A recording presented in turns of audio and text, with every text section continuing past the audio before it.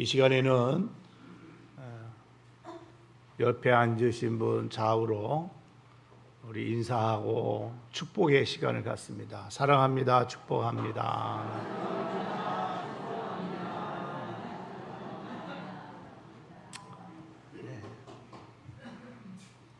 예수님께서 말씀하셨지요. 서로 사랑하라.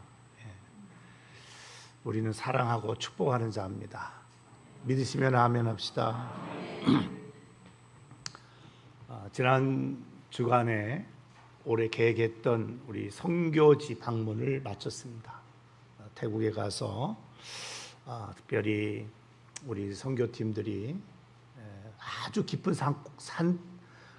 산속은 아니지만 가까운 산종 마을 그리고 학교와 교회를 가보았어요. 아주 열악한 그런 장소였습니다만 그곳에 복음의 씨앗이 뿌려졌고 자라고 있었습니다. 마치 50년대 후반과 60년대 초반에 우리 한국의 모습이라면 아마 비슷하지 않겠나 생각이 됩니다. 그리고 또 도시에 있는 마을과 또 대학교에도 가서 우리 전도팀들이 열심히 현지인들에게 전도도 하는 그런 시간도 가져보았습니다. 아마도 의미 있는 시간들이었다 저는 개인적으로 생각합니다. 오늘 본문 1절에 보게 되면 예수님께서 제자들과 함께 바다 건너편에 있는 거라사 지방에 이르렀다 하는 말씀으로 시작됩니다. 우리 1절을 다 같이 읽겠습니다. 시작.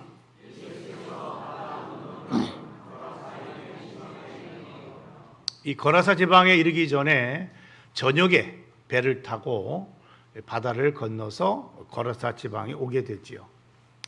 마가복음 4장 35절에 보면 날이 저물 때에 우리가 저편으로 건너가자. 그래서 배를 타고 저편인 거라사 지방으로 예수님께서 가시게 됩니다. 하루 종일 예수님께서는 많은 사람들에게 복음을 전했습니다. 하나님의 나라 비밀을 이야기했죠. 그리고 병든 자들을 치유하시고 하나님 말씀을 전하면서 분주한 하루를 보내셨어요.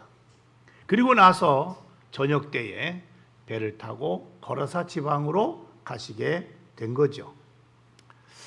예수님이 왜 이곳에 가고자 했는지에 대해서는 우리가 이 본문의 말씀을 보게 되면은 이해가 됩니다. 그곳에는 한 사람이 있었는데 그는 누구냐면 군대 귀신이 들린 사람이다 라고 말하고 있어요. 지도를 보면 배를 타고 30분 정도를 가면 되는 곳이었습니다. 근데 예수님은 배를 타자마자 그 자리에서 깊이 잠이 드셨다고 성경은 말씀하죠. 예수님께서 배를 타자마자 깊이 잠드셨다. 다른 제자들과 다르게 예수님께서는 가장 먼저 주무신 거죠. 왜 그랬을까요? 두 가지를 생각해 볼 수 있어요. 하나는 하루 종일 예수님께서 여러분 무슨 일을 하셨죠? 열심히 복음을 전하시면서 그 사역을 감당하셨기 때문에 그렇습니다. 많이 피곤하신 거죠. 두 번째로는 여러분 예수님도 이 땅에 계실 때는 우리가 똑같은 인간이기 때문에 육체를 입고 있는 동안에는 안식이 필요하고 쉼이 필요하고 피곤하면 주무실 수 있어야 되는 것입니다. 하루 종일 바쁘게 열심히 일해서 아주 피곤한 사람하고 그렇지 않은 사람하고 누가 먼저 여러분 골아 떨어지겠어요? 당연히 피곤한 사람 아니겠습니까? 그래서 예수님은 배를 타자마자 얼마 되지 않아 깊은 잠에 빠졌다 그랬어요. 여러분 비행기 타고 오면서 보니까 우리 전도팀들이 다 그냥 골아 떨어지더라고요. 교회 버스를 타고 동해 오는 중에도 보니까 몇몇 사람들은 아직도 꿈속에서 헤매지 못하는 것을 보았어요. 많이 피곤하죠. 여러분 일주일 내내 이곳저곳 차 타고 다니면서 사람 만나고 복음 전도하고 이것저것 또 구경도 하고 피곤하죠. 문제는 여러분 예수님께서 배를 탄 지 얼마 되지 않아 이처럼 깊은 잠에 빠졌다는 것은 예수님께서 이 땅에 계실 때에 하루하루를 아무렇게 살지 않으셨다는 거죠. 주어진 시간, 주어진 자기의 사명을 최선을 다해서 사셨다는 것을 우리에게 보여주고 있다는 것입니다. 배를 타고 가는 가운데에 갑자기 문제가 생기게 됩니다. 바다 한복판쯤 이르렀을 때에 큰 광풍을 만났다고 그랬어요. 광풍은 문자 그대로 미친 바람을 말합니다. 사나운 동풍을 동반한 엄청난 비바람을 의미하는 말입니다. 여러분, 바람이 불고 파도가 세게 몰아치다 보니까 배에 물이 들어오게 되죠. 위험한 순간이 발생했습니다. 긴박한 상황 가운데 있게 됐습니다. 제자들은 하는 수 없이 주무시던 예수를 깨웁니다. 그리고 우리가 죽게 되었다고 예수님 어떻게 하면 될까요? 예수님은 잠에서 깨자마자 상황을 파악하고는 마치 사람을 책망하듯 바람과 물결을 향하여 꾸짖으십니다. 마가복음 4장 39절에 보게 되면 주님은 이렇게 말합니다. 잠잠하라, 고요하라. 그러자 어떤 일이 벌어졌어요? 바람이 그치고 아주 잔잔하여졌다. 바람과 물결을 꾸짖자 바람도 그치고 비도 그치고 풍랑도 그치고 파도도 그쳤다는 것입니다. 말 그대로 모든 것이 잠잠해졌습니다. 여러분, 이 광경을 제자들이 현장에서 목격하게 됩니다. 하루 종일 병든 자를 고치신 예수님. 그런데 병든 자만 고치는 것이 아니라 여러분 자연 세계까지 여러분 간섭하시고 통치하시는 예수님을 저들은 바다 한가운데에서 보게 된 것입니다. 그렇습니다. 예수님은 질병의 문제뿐만 아니라 자연 세계까지 통제하실 수 있는 분이라는 것을 제자들이 경험하게 된 것이죠. 얼마 안 가서 거라사에 도착하게 되고, 여러분 본문 2절을 우리 한번 읽겠습니다. 시작.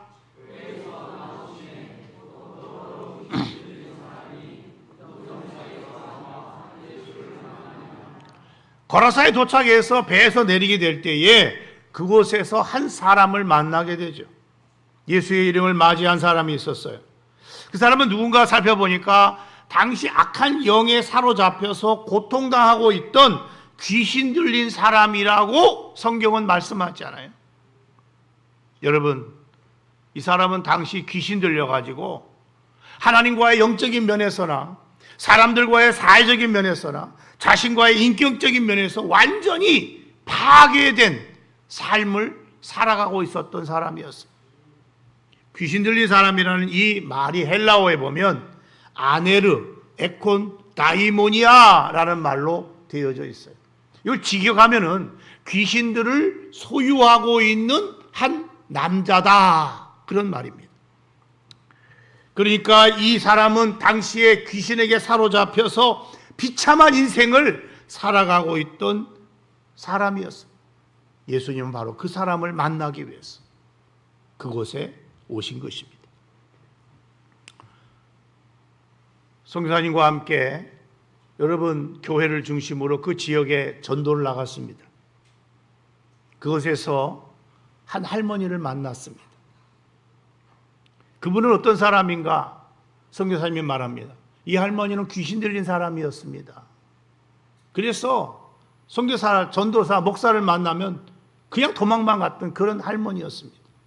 그런데 이제 선교사와 목사님을 만나고 저가 여러분 치료받기 시작합니다. 귀신이 떠나갔어. 물론 완전하진 않았지만 여러분 이제는 주일날만 되면 교회에 와서 하나님 말씀을 듣는 그런 할머니입니다.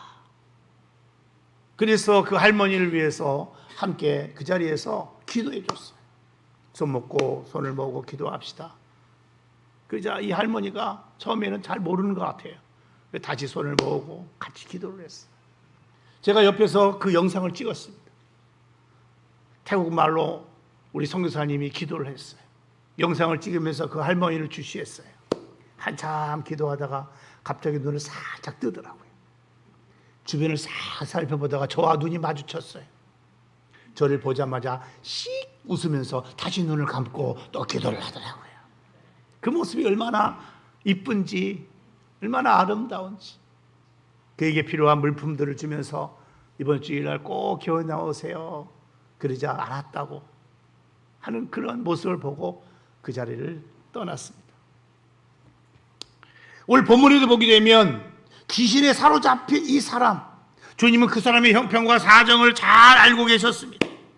그래서 주님은 그 사람을 향해서, 아니 그 사람에게 들어있는 귀신을 향해서 뭐라고 말합니까? 더러운 귀신아, 그 사람에게서 나오라고 말씀하셨습니다. 우리 8절 말씀을 다 같이 한번 보겠습니다. 시작.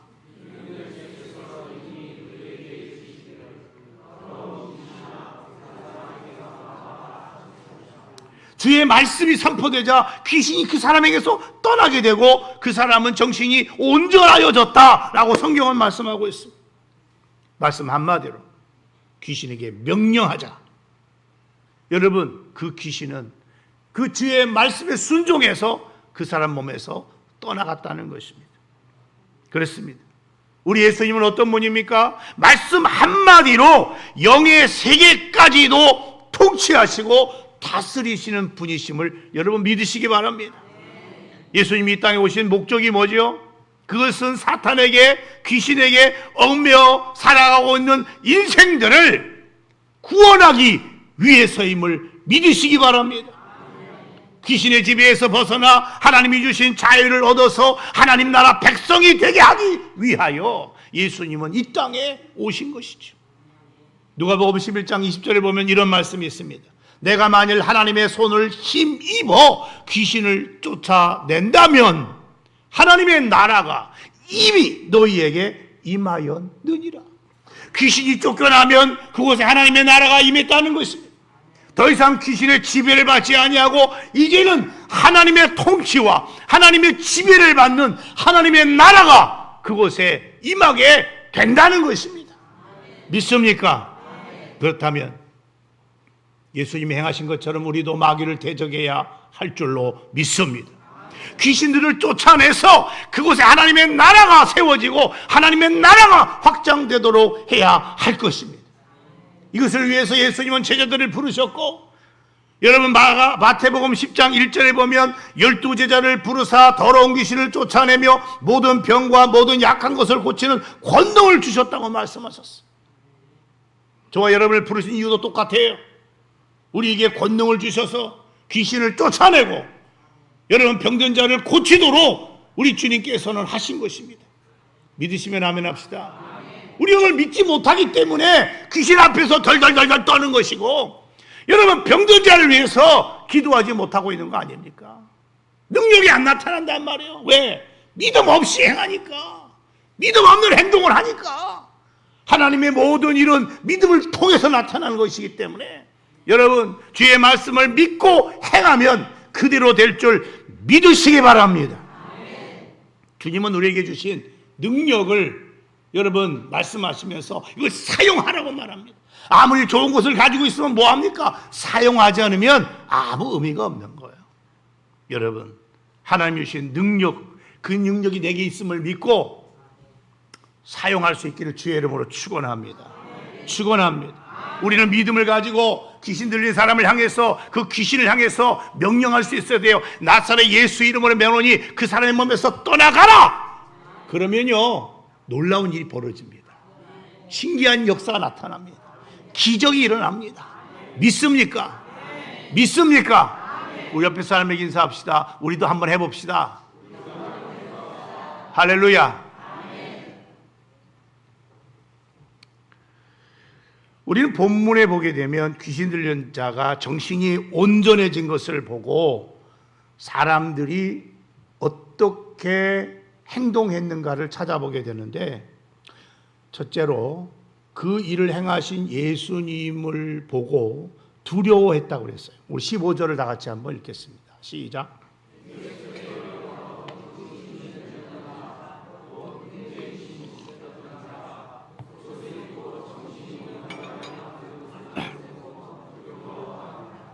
왜 사람들이 두려워했을까요? 지금까지 아무도 그 귀신 들린 자를 제어할 수 없었어요. 평소에 이 귀신 들린 사람은 무덤 사이에 거하면서 생활을 했는데 사람들이 그를 여러 번 고랑과 쇠사슬로 묶었습니다마는 이 귀신 들린 자가 그것을 다 끊어버리고 쇠사슬을 깨뜨리면 여러분 누구도 이 귀신 들린 자를 제어할 수가 없었어요. 이 귀신 들린 자는 밤낮 산에 무덤에 돌아다니면서 소리 지르고 자기의 몸을 해치고 있었다고 그랬어요. 이것을 보면은 사람이 귀신이 들리게 되면 귀신은 그 사람을 어떻게 여러분 이끌어가느냐, 죽이려고 한다는 사실을 알 수 있어요. 귀신 들린 사람은요 자꾸 자기의 몸을 해쳐요. 여러분 귀신이 그 사람을 죽이기 위해서 여러분 역사하고 있다는 것이죠. 근데 그렇던 그가 지금 예수님 앞에서 정상적으로 옷을 입고 있는가 하면 정신이 온전해진 상태로 고침을 받은 그러한 모습을 사람들이 보게 된 거예요. 그래서 사람들이 두려워하면서 어떤 반응을 보였느냐면 예수님께 요청을 하죠. 예수님, 죄송하지만 우리 마을을 좀 떠나갔으면 좋겠습니다. 왜 사람들은 이렇게 말했을까요? 예수님 때문에 귀신 들린 자가 고침을 받게 된 일은 참 감사한 일임에 틀림없지만 그 과정에서 어떤 일이 벌어졌는가 하면 그들이 기르던 가축, 돼지 2,000마리가 죽는 일이 발생했기 때문에 그렇습니다. 귀신 들린 사람 한 사람 고치기 위해서 2,000마리나 되는 돼지떼가 죽는 엄청난 대가를 마을 사람들이 치르게 된 것이죠. 그러자 이 큰 피해를 본 사람들은 저 예수님이 계속 있다가는 우리가 계속해서 엄청난 경제적인 피해를 입겠구나, 더 이상 재산상의 손해를 봐서는 안 되겠다. 그래서 어떻게 행동했느냐? 예수님, 우리 마을을 뭐 해달라고? 떠나주세요. 떠나주세요. 요청했다는 것이죠. 보세요. 물질 만능주의의 가치관을 가진 사람들은 한 사람의 영혼보다 2,000마리나 되는 돼지떼가 죽는 것을 더 안타까워했고 더 마음 아파했다는 거예요. 더 애석하게 생각했다는 거예요. 여러분 그 당시 거라사에 있는 온전한 사람들, 정신이 제대로 박힌 사람들은 귀신 들려 망가진 한 사람이 온전하게 된 것에 대해서 별로 관심이 없어요. 그것보다 무엇에 더 관심이 있느냐? 내 재산 2,000마리나 되는 돼지떼가 더 소중했던 것입니다. 그 결과 저들은 주 예수여 어서 오시옵소서가 아니고 주 예수여 우리 지역에서 떠나가 주옵소서. 물질 때문에, 오늘날은 물질 때문에 예수님을 제대로 받아들이지 못하고 물질 때문에 마음 상하고 이런 물질 때문에 시험에 들어가는 그런 사람들이 종종 있잖아요. 여러분 혹시 그렇지 않습니까? 오늘도 돈 버는 것 때문에 하나님의 엄청난 이 구원을 잃어버리고 살아가는 사람들이 너무나 많아요.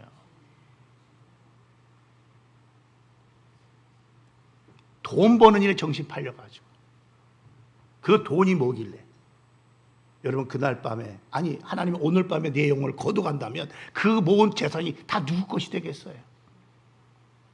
한 푼도 써보지 못하고 고생만 지리지리하다가 여러분 끝나는 인생이 되는 거예요. 우리의 생명은 누가 쥐고 있어요? 하나님이 쥐고 있어요. 나이가 어리다고 해서 훗날에 죽을 거라고 생각하지 마세요. 여러분, 하나님은 어떤 사람은 어릴 때 데려가시기도 하고 젊을 때 데려가시기도 하고 나이 들어서도 데려가시기도 합니다. 태어나는 건 순서가 있지만 죽는 데는 순서가 없는 거예요. 하나님이 언제든지 데려가기로 작정하신다면 그가 세상에서 성공했던 돈을 많이 벌었던 어떤 명예를 가지고 있던 소용없어요. 와라! 그럼 가야 되는 거예요. 그게 우리 인생이에요. 그런데도 불구하고 세상 것에 정신 팔려가지고 세상에 여러분 우리의 마음이 뺏겨가지고 이 놀라운 하나님의 이 구원을 잃어버리고 사는 사람들이 오늘날도 우리 주변에 얼마나 많이 있습니까? 예수님의 생각은 달라요. 예수님께서는 마태복음 16장 26절에서 이런 말씀하셨어요. 다 같이 한번 읽겠습니다. 시작.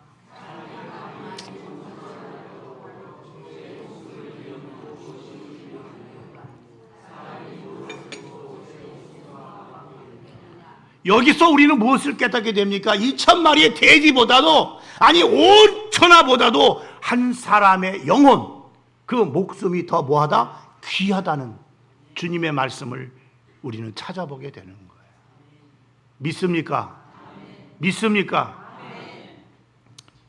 주님은 한 영혼을 이처럼 귀히 여기셨다는 것을 오늘 성경은 우리에게 이야기하고 있다는 거죠. 오늘 본문에 보게 되면 이 귀신 들린 자가 예수를 만나자 그를 사로잡고 있던 귀신이 예수님께 세 가지를 요청해요. 첫 번째 요청은 뭐냐면 나를 괴롭히지 말라는 것이죠. 여러분, 예수님이 뭘 했길래 이 귀신이 자신을 괴롭히지 말라고 하였을까요? 8절에 보게 되면 더러운 귀신아 그 사람에게서 나오라고 예수님이 명령하였던 것을 찾아보게 돼요. 여러분, 귀신을 괴롭게 하는 게 뭐라는 말씀이지요? 귀신을 명해서 그 사람에게서 나오라는 거예요. 더 이상 그 사람의 몸에 있지 말라는 거예요. 더 이상 그곳을 지배하지 말라는 거예요. 더 이상 그곳은 너의 영역이 아니라는 거예요. 그러니까 여러분, 귀신을 괴롭게 하는 건 다른 거 아니에요. 귀신을 쫓아내는 것이고 귀신을 대적하는 것이고 귀신과 영적 전쟁을 하는 거예요. 그래서 귀신을 그 가정에서 내쫓는 것이고 귀신을 그 지역에서 내쫓는 것이고 귀신을 그 어떤 사람의 몸에서 내쫓는 거예요. 그것이 바로 귀신에게 괴로움을 주는 것으로 우리 성경은 우리에게 말씀하고 있다는 거 아닙니까? 우리가 하나님의 사람이라면 하나님께는 기쁨이 되고 마귀나 더러운 귀신에게는 고통과 괴로움을 안겨주는 그런 사람이 되어야 될 줄로 믿습니다. 근데 어떤 사람들은요, 하나님께는 근심이 되고 사탄 귀신에게는요 늘 기쁨이 되는 그런 삶을 살아가는 사람들이 있어요. 여러분은 어떤 사람이에요? 여러분은 하나님의 기쁨이 나의 기쁨이 되고 하나님이 미워하시는 것이 나의 미워하심이 되는 그런 사람이 되기를 주의 이름으로 축원합니다. 하나님이 좋아하는 거 내가 좋아하고 하나님이 싫어하는 거 싫어하는 그런 하나님의 사람 되기를 주의 이름으로 축원합니다. 두 번째 요청은 뭐냐면 10절에 보니까 귀신이 이런 말을 했어요. 자기를 그 지방에서 내보내지 마시기를 간구했다고 그랬어요. 여기서 우리는요 무엇을 깨닫게 되죠? 이 마귀나 귀신들은요 어떤 특정한 지역에 머물러 있기를 좋아한다는 것을 알게 돼요. 왜 그럴까요? 그것은 자기의 터전 아닙니까? 오랜 세월 동안 그곳에서 모든 것을 다 경험했잖아요. 그래서 그곳에 일어나는 모든 것을 다 알잖아요. 그래서 사람들이 귀신에게 물어보면 귀신같이 하는 거 아닙니까? 근데 그곳에서 다른 곳 떠나버리면 생소하잖아요. 몰라요. 그때는 귀신도 모르는 거예요. 뭔 말인지 아셨어요? 그러니까 그 지역에서 떠나게 하면 다른 지역 가면 낯설죠. 그래서 성경에 보면요 낯설기 때문에 새로운 정보를 필요로 하기 때문에 여러분 못 사는 거예요. 누가복음 11장에 보게 되면요 사람에게서 한 더러운 귀신이 나갔는데 이곳저곳 돌아다니다가 그래도 내가 살던 곳이 좋지 그래갖고 자기가 원래 있었던 그 사람에게 갔더니 그 집이 다 청소가 되고 비어있더라는 거예요. 그러니까 여러분 이제는 그냥 들어가는 것이 아니라 자기보다 더 악한 귀신 7을 데리고 들어가서 그 형편이 나중 형편이 더 심해졌다 그랬어요. 그래서 우리는 여기서 한 가지 깨달아야 할 것이 있어요. 그게 뭐냐? 우리가 어떤 지역을 복음화시키려면 먼저 그 지역을 사로잡고 있고 그 지역을 지배하고 있는 악한 영들을 물리쳐야 돼. 그 지역을 잡고 있는 악한 영을 대적해야 돼. 그 지역을 잡고 있는 더러운 영들을 정복해야 돼. 믿습니까? 그럼 어떻게 하면은 그 지역을 잡고 있는 악한 영들을 대적하고 정복할 수 있느냐? 그것은 다른 거 아니에요. 내가 몸담고 있는 이 지역이 하나님의 나라임을 선포하는 것입니다. 이제는 여기는 너희 땅이 아니야. 이건 내 땅이야. 여기 하나님의 나라야. 이게 너가 지배하고 너가 통치하는 곳이 아니야. 이곳은 하나님 아버지가 지배하고 하나님 아버지가 통치하는 곳이야. 명령하는 거예요. 선포하는 거예요. 믿습니까? 그러면요, 귀신은 떠나가게 돼 있어. 여러분, 귀신이 강해요? 하나님이 강해요? 하나님이 강해요. 강한 자가 내쫓으면 쫓겨나는 거요. 믿습니까? 그러므로 담대하게 우리는 우리의 가정에서 우리의 가정을 향하여 이곳이 하나님의 나라임을 선포해야 돼요. 이 동해시가 하나님의 나라임을 선포해야 돼요. 믿습니까? 믿습니까? 세 번째 요청이 뭔가 봤더니 12절에 우리를 대지에게로 보내어서 들어가게 해달라는 거였어요. 여러분 9절에 보게 되면 예수님이 그 귀신을 향해서 묻지요. 너 이름 뭐냐? 귀신이 대답합니다. 내 이름은 군대니 우리가 많습니다. 그랬어요. 여러분 귀신도 이름을 가지고 있어요. 근데 여러분 이름은 뭘 말하냐면 그 귀신의 성품과 속성을 말하는 거예요. 근데 이 귀신이 자신의 이름을 붙자 군대라고 말했잖아요. 이 말은 이 귀신들은 군대 같은 존재라는 거예요. 공격적이고 파괴적인 속성을 가지고 있다는 것을 말하는 것입니다. 그래서 귀신들은 5절에 보게 되면 여러분 이 사람을 여러분 공격하고 파괴하는 일을 하고 있었어요. 그래서 귀신 달 사람의 몸을 스스로 돌로 뭐 했다고요? 해치고 있었더라 그랬잖아요. 망가뜨리는 거예요. 파괴하는 거예요. 귀신이 들어가면 그 인격이 파괴돼 버려요. 그 삶이 파괴되는 거예요. 온전한 삶을 못 사는 거예요. 궁극적으로는 그를 죽이는 거예요. 그게 귀신이 하는 일이에요. 이 군대로 번역된 말이 헬라어로 레기온이라는데 이 군대 전문 용어예요. 이 레기온이라는 말은 여러분 중무장한 6,000명가량의 보병과 120명가량의 기병으로 구성된 군대를 합쳐서 뭐라고 말하냐? 레기온이라고 말하는 거예요. 그러니까 최소한 여러분 6,120명의 여러분 더러운 악령들이 그 몸 안에 있었다는 거예요. 귀신 하나의 지배를 받아도 비참한데 엄청난 군대 귀신의 지배를 받고 있는 이 사람, 여러분 그 사람이 얼마나 컸을까 하는 걸 우리는 짐작해 볼 수 있어요. 그런데 여러분 13절에 보게 되면 우리를 돼지떼에게로 들어가게 해달라고 예수님께 요청하죠. 그런데 예수님이 허락하셨어요. 어떤 일이 벌어졌죠? 13절 다 같이 한번 읽겠습니다. 시작.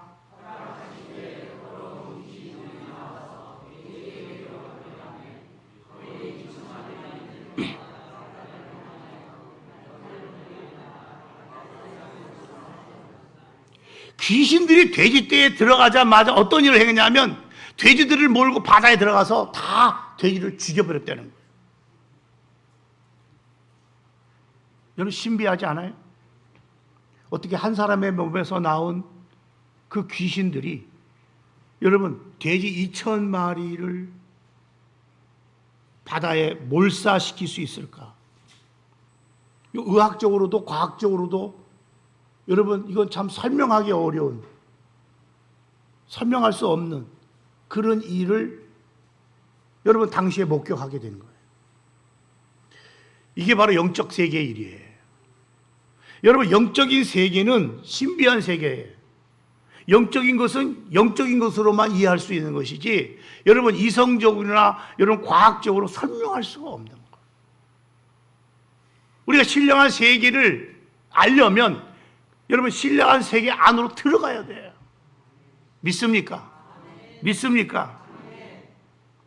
귀신들이 무슨 짓을 하고 있죠? 예수님께 허락받아가지고 돼지떼에 들어가서 돼지들을 다 몰살시켰어요.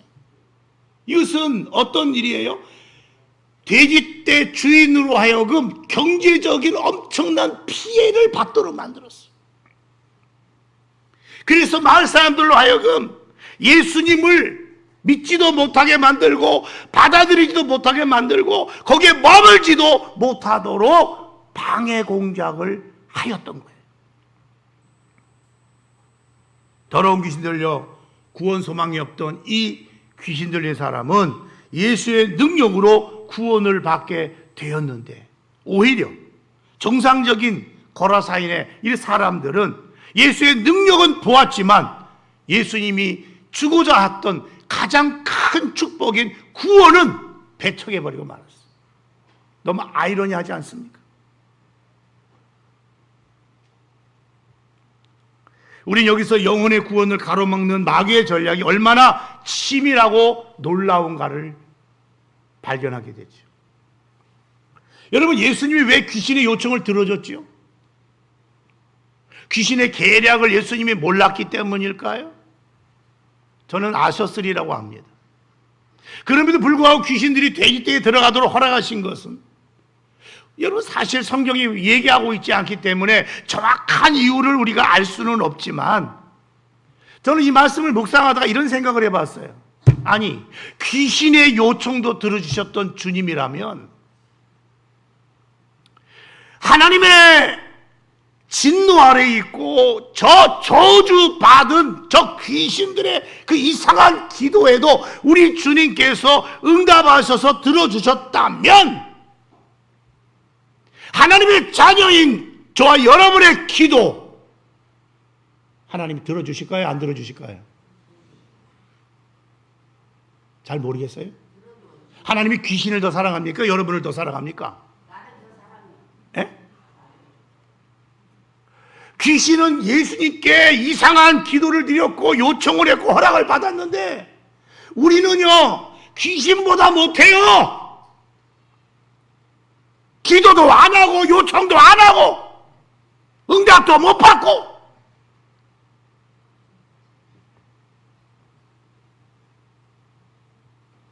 귀신보다 못한 행동을 우리가 하고 있잖아요.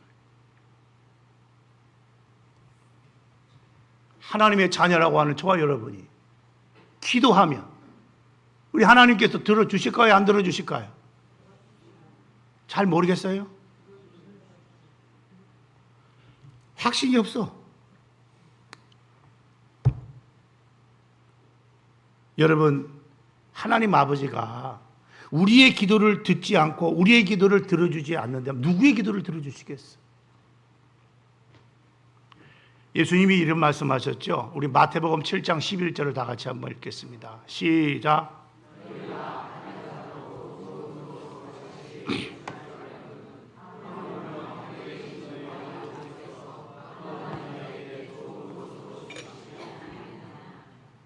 여러분, 이 사실을 믿습니까?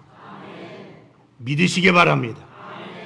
우리 하나님 아버지는 저와 여러분이 기도하면 가장 좋은 곳으로 주시고자 하시는 분이시라는 사실을 믿으시기 바랍니다.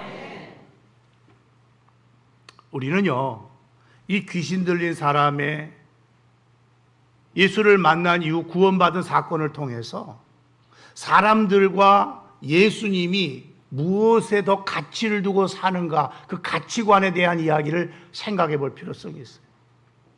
마을 사람들은 당장에 일어나는 경제적인 손해만 생각했지, 저들은 예수님을 통하여 저들에게 주어질 수 있는 엄청난 하나님의 나라, 이 구원의 놀라운 축복을 보지 못했다는 것입니다.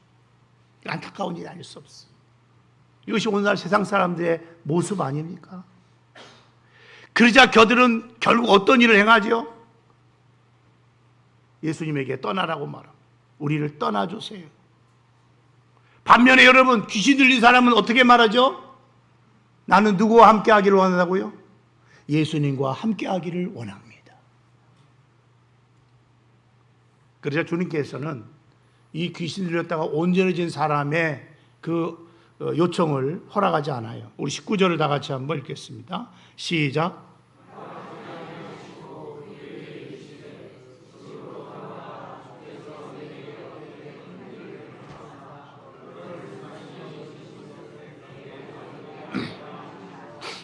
여기 보게 되면 예수님이 이런 말씀하셨어요. 주께서 내게 어떻게 큰 일을 행하사 너를 불쌍히 여기신 것을 그랬어요.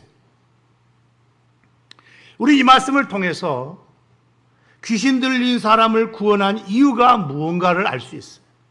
그것은 예수님께서 이 거라사 지역에 귀신 들려서 여러분 망가져가는, 죽어져가는 한 영혼을 어떻게 여겼다고요? 불쌍히 여기신 거예요. 불쌍히 여기신 거예요. 그를 너무나 불쌍히 여기셨기에 일부러 바다를 건너서 그에게 찾아왔고 만나주시고 그에게 자유와 해방을 통해서 그에게 구원의 은혜를 베풀어 주신 거예요.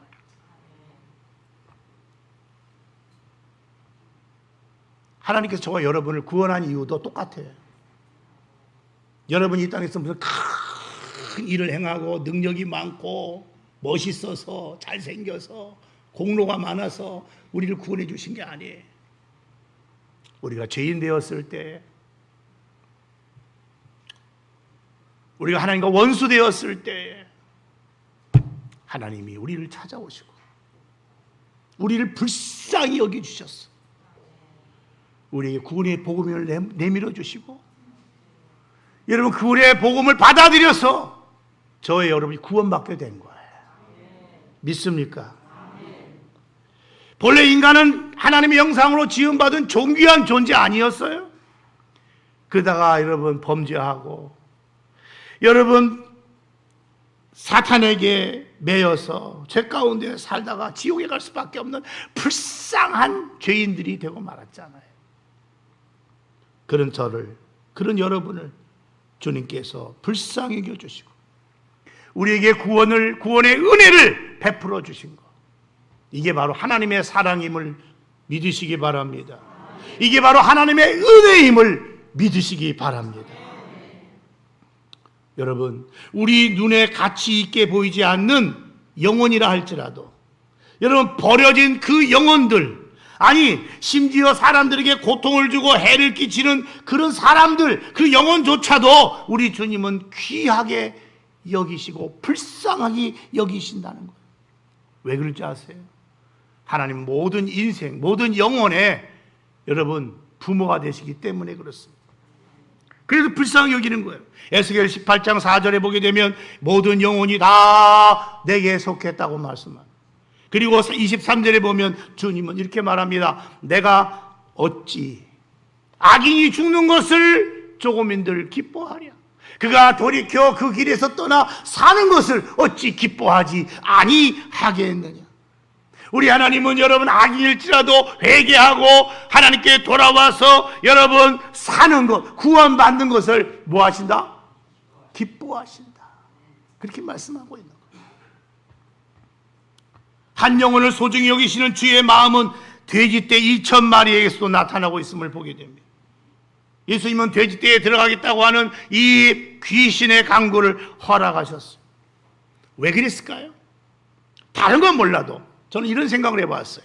돼지를 잃어버리는 재산상의 손해와 한 영혼의 가치가 비교 불가이기 때문에 그렇습니다.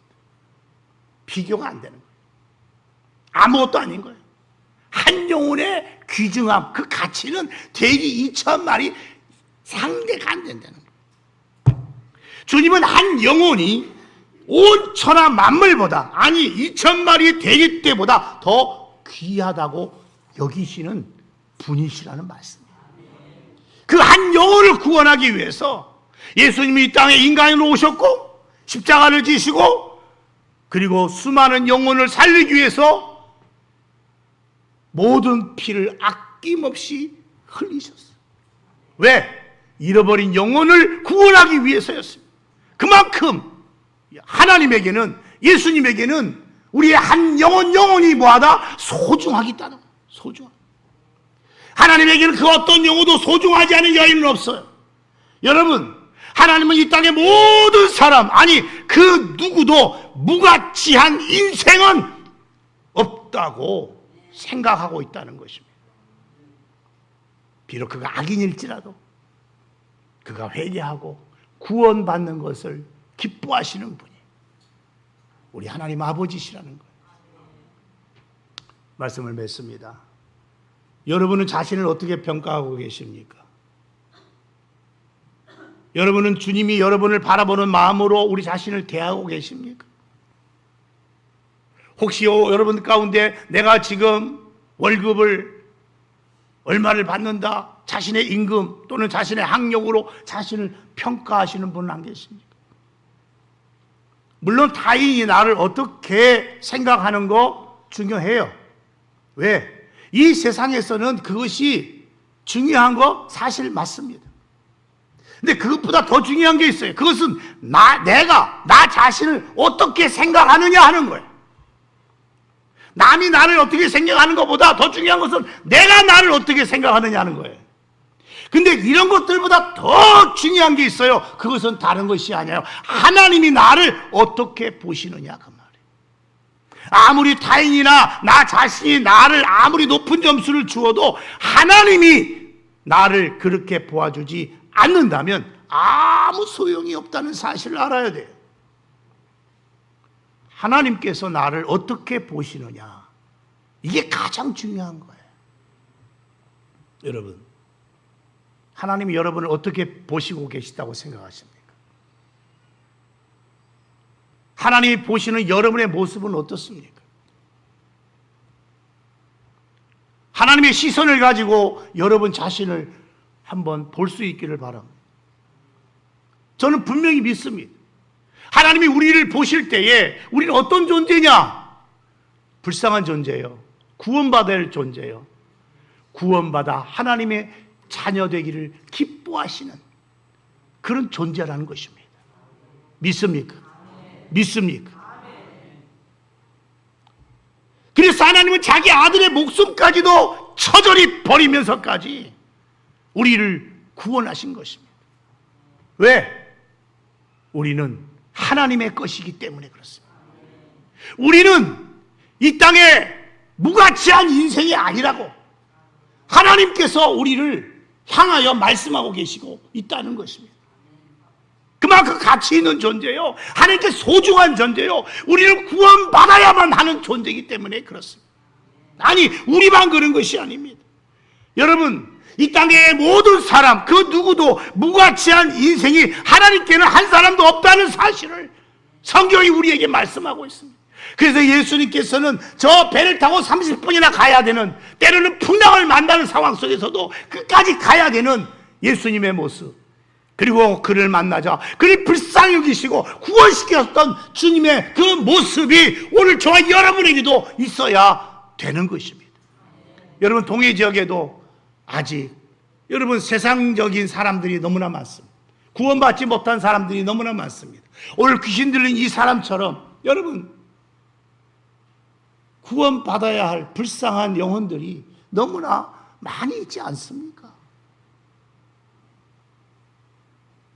죄송한 얘기지만 그 사람이 오늘 나일 수 있고 내 친구일 수 있고 내 가족일 수 있고 내 이웃일 수 있어, 내 직장 동료일 수도 있습니다.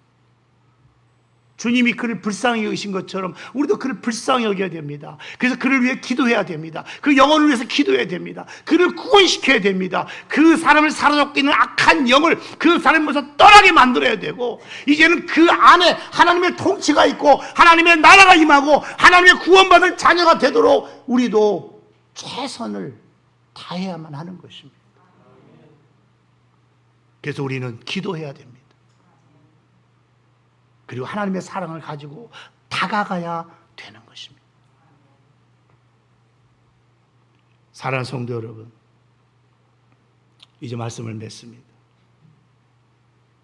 저는 여러분 모두가 예수님과 같은 마음을 가지고 오늘도 구원받아야 할 그 영혼 한 영혼 찾아가서 그를 불쌍히 여기고 눈물로 그 영혼을 위해서 기도해주고 어떻게든지 귀신의 지배에서, 마귀의 지배에서 벗어나서 하나님의 나라가 그에게 임하고 하나님의 나라가 더욱 확장되어지는 그런 역사가 더 태국뿐 아니라 올리 동해 안에서도 우리 교회를 중심으로 여러분 일어날 수 있기를 주의 이름으로 축원합니다.